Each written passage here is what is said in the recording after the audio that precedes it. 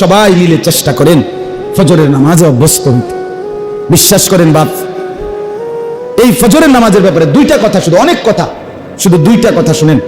এক নম্বর কথা হলো, আপনারা প্রত্যেকেই জানেন জি সাল্লাল্লাহু আলাইহি ওয়াসাল্লাম রবিউল আউয়াল মাসের কি বারে ইন্তেকাল করছে কোন তো? সবাই বলেন না, ছেলেরা তোমরা বলো না ভাই। সোমবার। আমরা ইতিহাসে তারিখে কিতাবে পড়ছি আল্লাহ নবী সাল্লাল্লাহু আলাইহি সাল্লাম মোট 23 ওয়াক্ত নামাজ মৃত্যুর পূর্বে প্রচন্ড অসুস্থতার কারণে নিজে ইমামতি করতে পারেন। হযরত আবু বকর সিদ্দিক রাদিয়াল্লাহু তাআলা আনহু ইমামতি করছে। কয় ওয়াক্ত? 23 ওয়াক্তের কয় দিন গুনেন? 5 5 10 4.5 দিন। 4 দিনে 4 5 20 আর হলো পঞ্চম দিনের কি 3। তাহলে এই 23 ওয়াক্ত নামাজ, তো এই 23 ওয়াক্ত নামাজ ইমামতি করছে হযরত আবু বকর। নবীজি সাল্লাল্লাহু আলাইহি ওয়াসাল্লাম এই সময়ও সাথে আইসা বসে অনেক ওয়াক্ত নামাজ পড়ছেন, কিন্তু ইমামতি করেন। কথাটা বুঝছেন?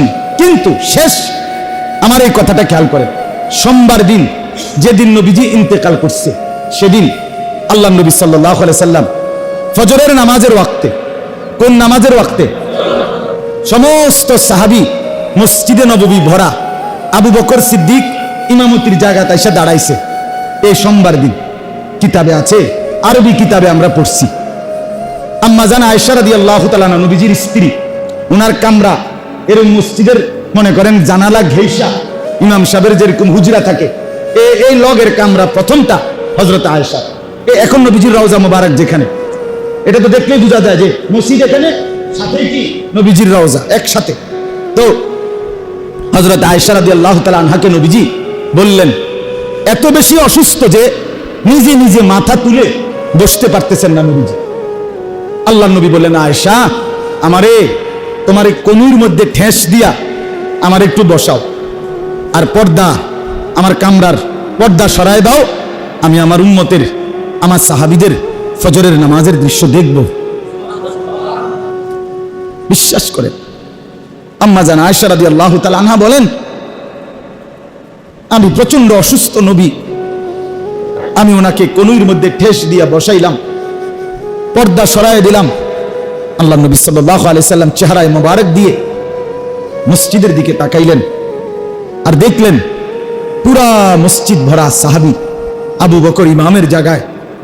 আল্লাহ নবী সাল্লাল্লাহু আলাইহি সাল্লাম এই পর্দা যে সরাইছে সাহাবীরা দেখছে, কিতাবে লিখছে, সাহাবীরা খুশিতে হযরত আবু বকর সিদ্দিক ইমামের জায়গা থেকে পিছনে আসতে চাইছিলেন। আল্লাহ নবী সাল্লাল্লাহু আলাইহি সাল্লাম হাতের ইশারায় নিষেধ করছে যে আমার আসার মতো সেই শক্তি নাই, তোমরাই নামাজ পড়াও। হযরত আয়েশা রাদিয়াল্লাহু তাআলা আনহা বলেন, আল্লাহ নবী সাল্লাল্লাহু আলাইহি সাল্লাম এরপর পরে বললেন, নামাজের নিয়ত যখন বেঁধে ফেলছে, আল্লাহ নবী বললেন, আয়েশা আমার হুজরার পর্দা মিলায় দাও। আর চোখের পানি ছেড়ে আল্লাহর কসম নবীজি বললেন, আয়েশা আমার 23 বছরের মেহনত, আমার 23 বছরের পরিশ্রম সার্থক আয়েশা, আমি খুশি আয়েশা। আমি 23টা বছর পেটে পাথর বাঁধছি, পিঠে পাথরের আঘাত সয়েছি, আমি না খেয়ে না দে কত রাত কেঁদেছি, কতদিন পার করছি আয়েশা। 23টা বছরে আমি আমার দেখতে চেয়েছিলাম আমার উম্মত 5 ওয়াক্ত নামাজে মসজিদে ভরে থাকবে। বিশেষ করে আজকে ফজরের নামাজে যখন মসজিদ ভরা দেখলাম, আমার আর কোনো আফসোস নাই, আমার আর কোনো পেরেশানি নাই। আল্লাহর কসম নবীজি তখন এই খুশিতে আনন্দে নবীজি 2 হাত আসমানের দিকে তুলে আল্লাহকে বলছিলেন, আল্লাহ আল্লাহুম্মার রফিকাল আ'লা, মাওলা আপনি বন্ধুর কাছে আমি এবার যেতে চাই, আমার আর কোনো অসুবিধা নাই, আমার উম্মতকে আমি দেখছি ফজরের নামাজ, ফজরের নামাজ, ফজরের নামাজ। আল্লাহর কসম এই দিন সোমবার জোহরের নামাজের আগে সূর্য যখন পশ্চিম দিকে হেলবে, এই টাইমে আল্লাহ নবী সাল্লাল্লাহু আলাইহি সাল্লাম ইন্তেকাল করেছে। তাইলে নবী উম্মতকে শেষ কোন নামাজে দেখে গেছে? বলেন না ভাইয়া, বলো না, খুশি হয়েছিলেন কোন নামাজে দেখে? এবার বলো না, সেই নবী যখন হাসরের ময়দানে তোমার আমল নামায় দেখবে দিনের পর দিন, সপ্তাহের পর সপ্তাহ, মাসের পর মাস, বছরের পর বছর ফজরের নামাজ নাই, সেই নবীর হাসি মুখ মলিন হবে না? তিনি কি চোখের পানি ফেলবেন না যে উম্মত একবার খুশিতে কেঁদেছিলাম, আজ তো লজ্জায় দুঃখে কাঁদতেছি। এজন্য দয়া করে এতগুলো কথা বললাম। আর একটা কথা বললাম, হজরের কথা বলতেছিলাম, দুইটা বলবো, এই একটা। আরেকটা হলো ইয়াহুদি যারা কাফের, তাদের ধর্মীয় কিতাবে একটা বাণী আছে, তাদের মূলনীতি। ইয়াহুদিদের কথা হলো মুসলমান যেদিন জুমা এবং ফজর বরাবর হবে মুসলমানদের, সেদিন মুসলমানদের হাতে গোটা পৃথিবী পরাজিত হবে, মুসলমান চূড়ান্ত বিজয়ী। কোন নামাজ? এশা এবং ফজর, এশা এবং ফজর। এই জন্য আজকে আলহামদুলিল্লাহ জুমার নামাজ, জুমা এবং ফজর, জুমা এবং কি আলহামদুলিল্লাহ, জুমায় তো মুসল্লি আলহামদুলিল্লাহ, আল্লাহ শুকর। এই যে মসজিদ ভাঙ্গা মসজিদ হয়, দোতলার কাম হয়, তিনতলার কাম হয়, কি লাগা? শুক্রবারে জাগা হয় না, ঠিক কিনা বলেন? হায় রে মুসলমান, মুসলমানের উপরে কি শুধু শুক্রবারেই নামাজ ফরজ? তাহলে এতগুলো মানুষের জন্য যদি জুমার নামাজের জন্য যদি মসজিদ বড় হয়, তাহলে এরা ফজর পড়বে না কেন বলেন? 5 ওয়াক্ত নামাজ সবটাই ফরজ করেছেন কে? তো জুমার নামাজ ফরজ করছেন কে? তো আপনি জুমার নামাজ পড়েন, কিন্তু ওই দিনকার আসর পড়েন না, মাগরিব পড়েন না, এশা পড়েন না।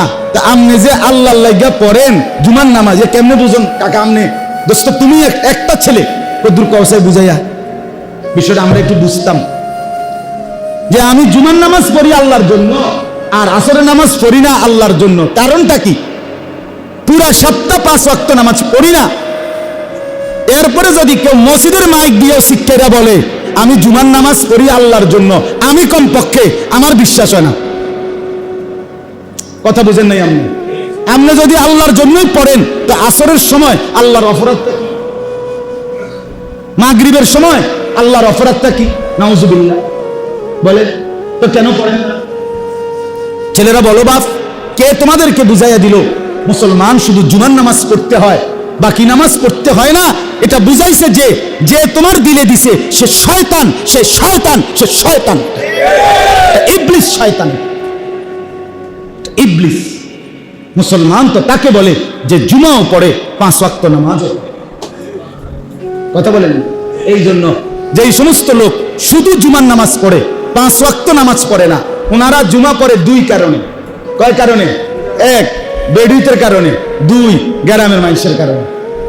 প্রথম হলো বেডি বউয়ারি, এ বেডি কইবে বোন কই অন্য বেডির কাছে, বিশ্বাস করেন এমন আবু জাহেলের ঘর করি, এই অজাতে কদ্দুর শুক্রবারে পশ্চিম দিকে আসার খায় না, এমন ডাকাইতের ঘর করি, কলিজাটা জ্বল্লা শেষ বই, এরুম ডাকাইত, এরুম আবু জাহেলের ঘর করি, তে কদ্দুর শুক্রবারেও পশ্চিম দিকে আসার খায় না। এই শর্মে নাহলে এবার কোনো ফোরিং না না ভাই, আইসে 25 বাইরিছে 35, বুঝেন নাই? হ্যাঁ। আর 2 নাম্বার হলো গ্রামের মানুষে তারে হাঁটতে চলতে বলবে, আরে খিতারে আবু জাহেলকে দেখি নাই কিন্তু তোরে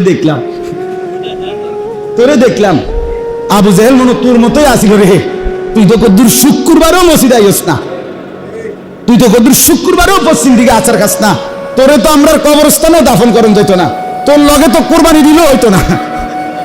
এই শর্মে এবার সপ্তাহে আইয়া দেখাইয়া যায়, আপনারা ঘাবড়াইয়েন না, আমি আসি হাজিরা খাতা কি উড়াইয়া যায়, হাজিরা দিয়া যায়। আর ইমাম সাহেবরে হয়তো বলে গেছে, হুজুর হাজিরা খাতা কি দিয়ে দিয়েন, টিক চিহ্ন দিয়া দিয়েন, আমি আসি, মরছি না। যদি লজ্জা থাকে তাহলে আজকের থেকে নিয়ত করেন ইনশাআল্লাহ 5 ওয়াক্ত নামাজ পড়বেন, বলেন ইনশাআল্লাহ। আল্লাহ নবী সাল্লাল্লাহু আলাইহি সাল্লাম জীবনের শেষ মুহূর্তে বলে গেছেন, আয়েশা আসসালাত, আমার উম্মতকে বলিও নামাজ ঠিক রাখ। নবীর সাহাবী ওমর ইন্তেকালের পূর্ব মুহূর্তে ফজরের নামাজের ইমামতির সময় উনারে ছুরি মারছিল, উনি ফজরের নামাজ পড়ে যাচ্ছে, এই অবস্থায় বলছে আগে নামাজ, তারপরে আমাকে ধৈর্য। সাহাবীরা আগে নামাজ পড়ছে, এরপরে ওনাকে ধরছে। হযরতে খুবাইব ইন্তেকালের শাহাদাতের পূর্ব মুহূর্তে উনারে ফাঁসিতে ঝুলাইছিল নবীর সাহাবী। ফাঁসিতে ঝুলাবার আগে মক্কার কাফেররা বলছিল, খুবাইব শেষ আশাটা কি? উনি বলছে 2 রাকাত নামাজ পড়তে চাই। এইমাত্র শুনলেন ইমামে হুসাইন রাদিয়াল্লাহু তাআলা আনহু কারবালার মাঠে ওনার শেষ তামান্না, শেষ আবদার কি ছিল? কোন নামাজ? মেরে মুহতারাম, আমার বাপ কিভাবে বললে বুঝবেন, কেমনে বললে বুঝতেন, কিভাবে বুঝবেন আপনি? আমি আমার সবটুকু আবেগ দিয়ে, মহব্বত দিয়ে আপনাদেরকে বললাম, ছেলেরা তোমরা ফিরে আসো বাপ। সব ছেলে একরকম গাফেল হইও না। আরো বললেও, হাজার বললেও কিছু মানুষ গাফেল থাকবেই, কিন্তু 2-4 জন ছেলে, 2-4-20 জন ছেলে, 50 জন 100 জন ছেলে, তোমরা ফিরে আসো বাপ। তোমরা ফিরে আসো, তোমরা ফিরো বাপ, তোমরা ফিরো। ইসলামের মধ্যেই শান্তি, আল্লাহর দ্বীনের মধ্যে শান্তি। কসম বাপ, সেজদার মধ্যে শান্তি। গুনায় তৃপ্তি দেয় না। তুমি যদি সারা পৃথিবীর সমস্ত মহিলা উলঙ্গ ছবি দেখো, আল্লাহর কসম এর পরেও তোমার শখ মিটবে না, তোমার আরো দেখতে মন চাই।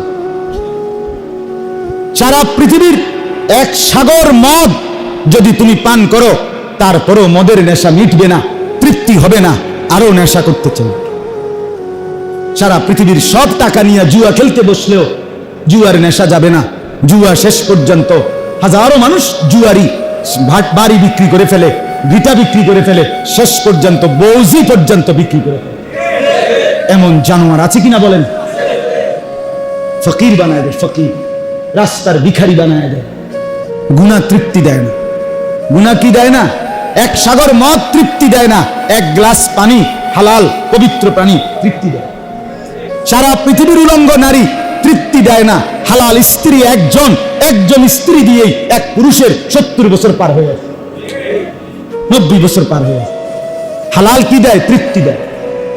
এজন্য সেজদার মধ্যে মজা, আল্লাহর বন্দেগীর মধ্যে মজা। এই মোবাইল টিপা জীবন নষ্ট করো না। সারাদিন অসৎ বন্ধুর আড্ডায় জীবন বরবাদ করো না ছেলেরা। আমি অনুরোধ করলাম, আজ বহু অভিভাবক তারাও হাল ছেড়ে দিছে। সিদ্ধান্ত একটাই, পড়ো আর না পড়ো, নামাজ পড়ো আর না করো, কামাই রোজগারি করো। বাবুরে এত কথা বুঝি না, টিয়ার দরকার, টিহা দাও, দেশে থেকে কামাই করো, নইলে বিদেশ যাও, পয়সা দরকার। বাবুরে তুমি নামাজ পড়লে পড়ো, না পড়লে নাই, ভূত, টিয়া দাও, টাকা দাও, টাকা। তোমার যারা জমি বেচবো, টিয়া দিন, জমি টিয়া রেডি রাখতে। হ্যাঁ, তোমার কাকা, তোমার চাচা শুনছি জমি বেচবো, টিয়া রেডি রাখতে, টাকা দাও।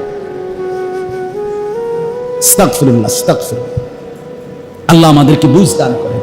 অতএব আমরা 1 নাম্বার ওয়াদা করলাম তো ইনশাআল্লাহ 5 ওয়াক্ত নামাজ পড়বো তো ইনশাআল্লাহ। আল্লাহ আপনি হিম্মত দান করেন, আল্লাহ আপনি তৌফিক দান করেন। সহজ একটা উপায় ছেলেদের জন্য বাপ, 5 ওয়াক্ত নামাজ পড়ার জন্য যদি তোমার মন হিম্মত আসতে হয়, একটা সহজ বুদ্ধি হলো, পেশাব করে পায়খানার পরে, টয়লেট বাথরুমের পরে টয়লেট পেপার ব্যবহার করো, পানি ব্যবহার। কসম, আমি ওয়াদা দিলাম ইনশাআল্লাহ, পরীক্ষিত, বিফলে মূল্য ফেরত। তুমি পেশাব পায়খানার পরে টয়লেট পেপার পানি ঠিক মতো ব্যবহার করো, ইনশাআল্লাহ এই পবিত্র দেহ তোমার নামাজের কথা বারবার মনে করায় দিবে। মূল কারণ নামাজ পড়তে মন চায় না, মূল কারণ হলো প্যান্টের মধ্যে মুঠ, লুঙ্গির মধ্যে মুঠ। এত বড় দামরা মুঠটা বড়াই রাখছে। আমার 1.5 বছরের মাইয়া ছুট্টু, এই মেয়েও পেশাব করলে লগ টানাটানি শুরু করে, হাফ প্যান্ট খুলতে বিল্লাহ।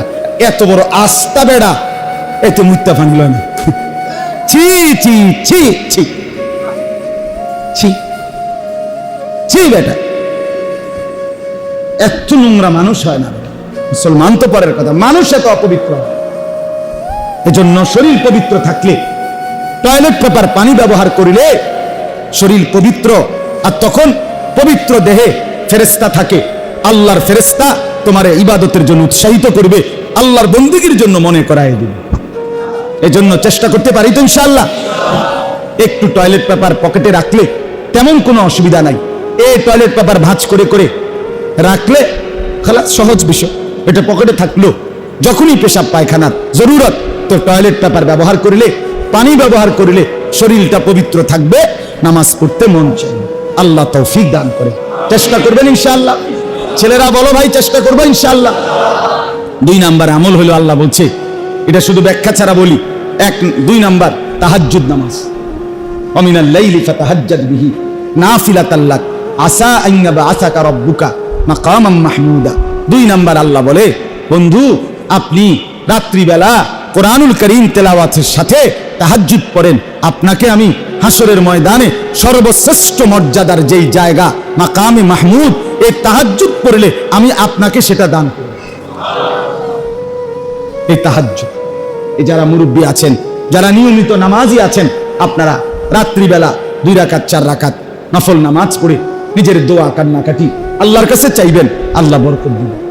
হাদিসে আছে, নবীজি বলছে, শেষ রাত্রে আল্লাহ বলতে বলতে বলতে বলতে শেষ পর্যন্ত খুদ আল্লাহ ইয়াবসুতু ইয়াদাইহি, নিজের কুদরতি 2 হাত একদম লম্বা করে দেয়, বিছায়া দেয়, আর বলে, তোমরা বান্দা যা বন্দেগী করবা তা আমি ঋণ হিসাবে নেব, আর তোমার ঋণের বদলা আমি 100 ফেরত দেব। সেজদা দিবা, আমারে ঋণ দিলা, রুকু করলা, আমারে ঋণ দিলা, আমায় তাসবিহ পড়লা, আমারে ঋণ দিলা।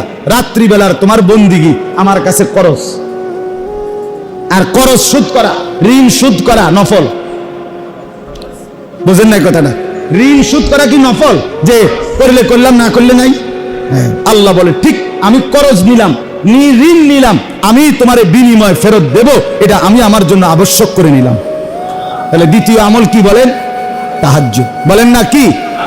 3 নাম্বার হলো দোয়া, বেশি বেশি দোয়া। দোয়া বেশি বেশি কি? ওয়াকুর রব্বি আদখিলনি মুদখালা সিদকিন ওয়া আখরিজনি মুখরাজা সিদকিন ওয়াজআল লি মিন লাদুনকা সুলতানান নাসীরা। এই দোয়া বেশি বেশি দোয়া করা আল্লাহ। তাহলে 1 নাম্বার 5 ওয়াক্ত নামাজ, বলেন। 2 নাম্বার তাহাজ্জুদ নামাজ। 3 নাম্বার আল্লাহর কাছে বেশি বেশি কি করা? আল্লাহ বলেন, আমার বান্দারা যদি এই 3 আমলে অভ্যস্ত হয়, আমি এবার নবী, এবার আমনে কইয়া দেন, ওয়াকুল আমনে কোন তোমরা 3 আমল করছো তো ঠিক মতো, জান যা আল হাক্কু ওয়া যাহাকাল বাতিল, হকের বিজয় হয়ে গেল, বাতিলের পরাজয় হয়ে গেল। ইসলাম বিজয় হয়ে গেল, বাতিল পরাজয় হয়ে গেল। ইন্নাল বাতিলা কানা যাহুকা, আরে বাতিল তো আগের থেকেই পরাজিত হওয়ার কথা। তুমি পূর্ণ নামাজি হও নাই, তুমি তাহাজ্জুদ পড়ো নাই, তুমি দোয়া করো নাই, দেখেন আমি দেরি করতে আসি। তুমি রেডি হইলে আমি বিজয় দিতে তো রেডি আছি। আজ আমরা হেরে যাচ্ছি কেন? সাহাবীরা জিতে গেলেন কেন? কথা বলে দেন নাই আমরা। আজ আমরা মুসলমান হেরে গেলাম কেন? আমরাই নামাজ পড়ি না, আমার ধর্ম আমারই পছন্দ হয় না, তো মানুষের পছন্দ হতে। আজকে এতটুকুই কথা। মেহেরবানি করে প্রত্যেকে ইনশাআল্লাহ এই 3 আমল, 5 ওয়াক্ত নামাজ, তাহাজ্জুদ নামাজ, বেশি বেশি দোয়া। বলেন তো, আবার বলেন। ছেলেদেরকে বলি, বাপ যত্নবান হও, অসৎ বন্ধুর খপ্পর থেকে বাঁচো। আমি সেদিন রাতের 2টায় আমার ছেলে 12 বছরের সালমান, তারে চিটাগাং নিয়ে গেছিলাম এক মাহফিলে, বন্ধ ছিল মাদ্রাসা। তো রাত 2টা বাজে চিটাগাংয়ের একজন বড় আলেম হুজুরের সাথে আমি দেখা করাইতে নিছি, হেলে হযরত মাওলানা আজিজুল হক আল মাদানী হুজুরের কাছে। তো রাত্রে 2টা বাজে, তখন হুজুরের বাসায়, হুজুরই বলছে, মাওলানা যত রাতি হোক আমার কাছে যেন আসে দেখা করতে। খাদেম পাঠাইছে হুজুরের ওই মাহফিলে। পরে আমি 2টা বাজে গেছি, তো আমার ছেলেটাকে হুজুরে দেখছে, 12 বছর বয়স। ছেলেটাকে দেখেই হুজুরে কাছে আইনা মাথায় হাত বুলাইয়া, আমি যখন বললাম যে হুজুর এটা আমার ছেলে, বড় ছেলে, হুজুর একটা কথা বলছে, এই রাত 2টা বাজে, বাবা ক্ষণিকের বন্ধু তাকে আপন ভেবো না, আপন মা বাপ উস্তাদ তাদেরকেই আপন ভেবো। শেষ কথা, এই কথায় দূরে গেছে। ক্ষণিকের বন্ধু তারে কি ভাইব না, আপন মা বাপ, শিক্ষক, উস্তাদ তাকেই আপন।